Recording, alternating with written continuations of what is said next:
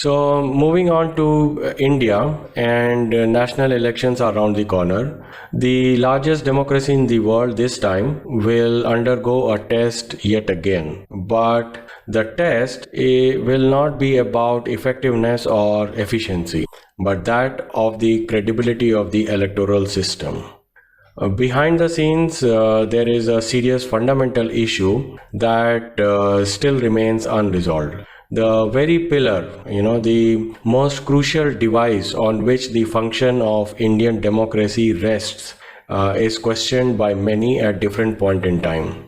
The electronic voting machine, EVM, the device we are talking about, it registers the will of the voters, which counts the votes that has been cast, which decides the fate of the citizens of India, and it is under the cloud of credibility.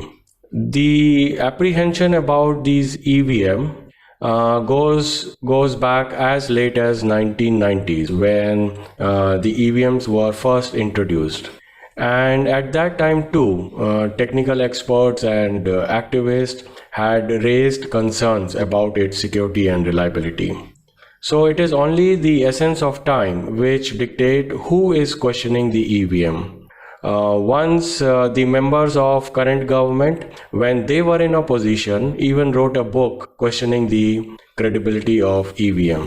Now only the roles have reversed, but the question of the credibility of EVM still remains unanswered. So when EVM was introduced, at that time the technology available was not so intrusive or intelligent as it is today.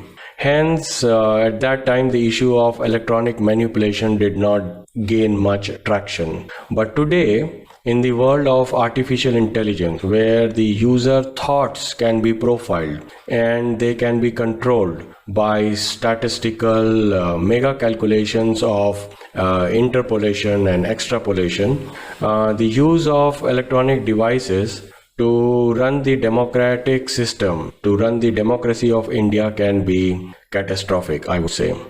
So in short, to put the big picture, using EVM is like using deep fake in the world of democracy, and we all terribly fear those deep fake.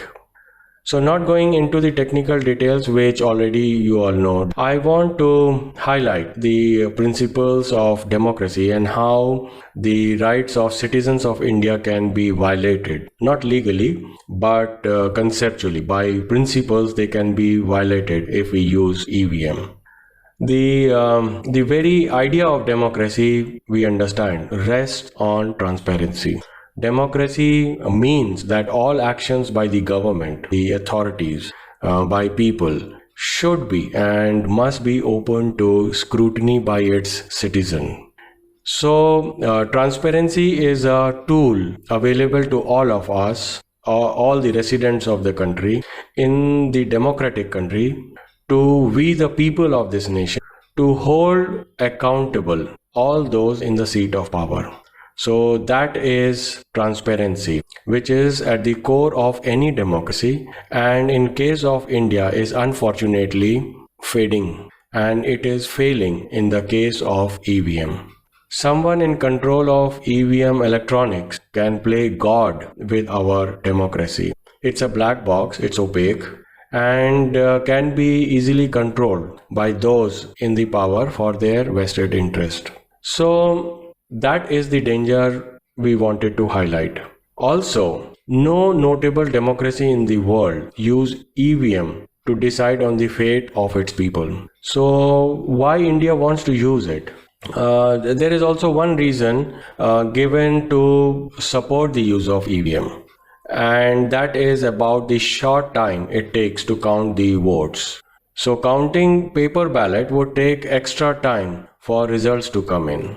But then this argument fails because, as an example, every day our banks are also counting millions of currency notes like paper ballots.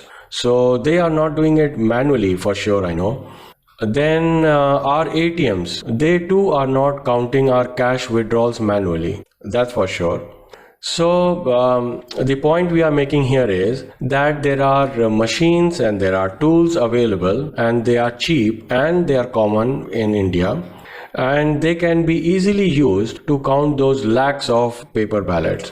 Hence, I'm not able to buy that reason which is given for the short counting time, and I would say it is just more of an excuse.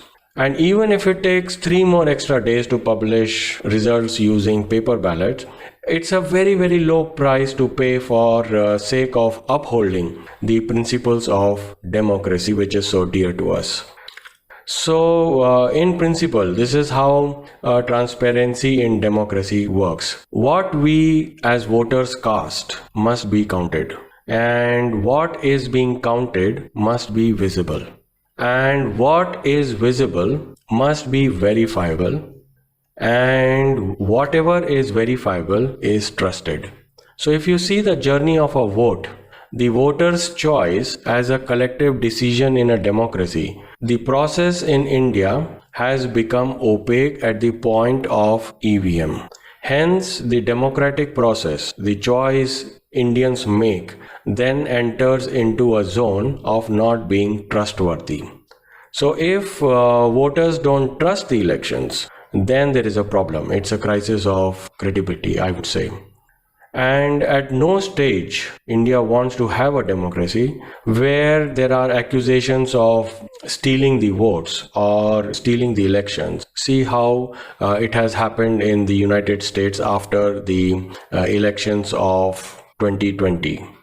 How India fortifies its democracy, it's important because a good democracy, it has direct consequences on domestic peace, on geopolitics, how India is placed, on the foreign direct investments that come into India, and overall India's stance and say on the world stage.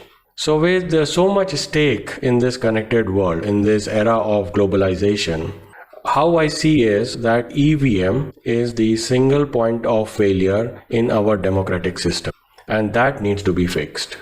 India must continue to lead the world of democratic nations like the US, UK, Ireland, Germany, Japan, France, who all use paper ballots to choose a government. Not that they are incapable of making or using EVM, but they all dearly value and uphold the transparency in democratic system, in democratic process. And so India must. Thanks for your attention, dear listeners. Please stay in touch to discuss more such sensitive and controversial issues. This is Dublin South FM, broadcasting to South Dublin on 93.9. This is Dublin South FM. Welcome to the programme, and that was Southside Partnership, and indeed what a brilliant analysis by Sharad Awasthi about EVM, electronic voting machines.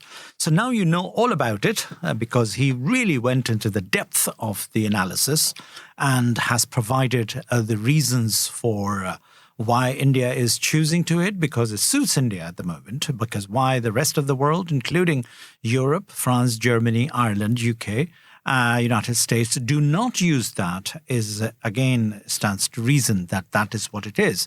And that if you're really interested in the fact that, these are the things that you have to uphold the credibility of the democracy. The credibility of democracy is the key here, because that's the only hope for mankind we have. And whenever it's violated, whenever it's been tampered with, then we are in trouble. And that's what is being accused at the moment. But time will tell what will happen in future. Can we not create some sort of a checks and balance and create our own policing system of keeping an eye on the EVMs if India continues to insist of using the EVMs? Because, or it can scrap is the word, in fact, to the EVM and restore to the manual, because there's no shortage of humanity over there to count voting, and that has been traditionally, it's been done before. So what is this is, if any country which requires EVMs are those who do not have that much of masses of people, humanity in shortage in Europe, but they are the one who use it. And in India, it's controlled. So that stands to reason, an obvious thing.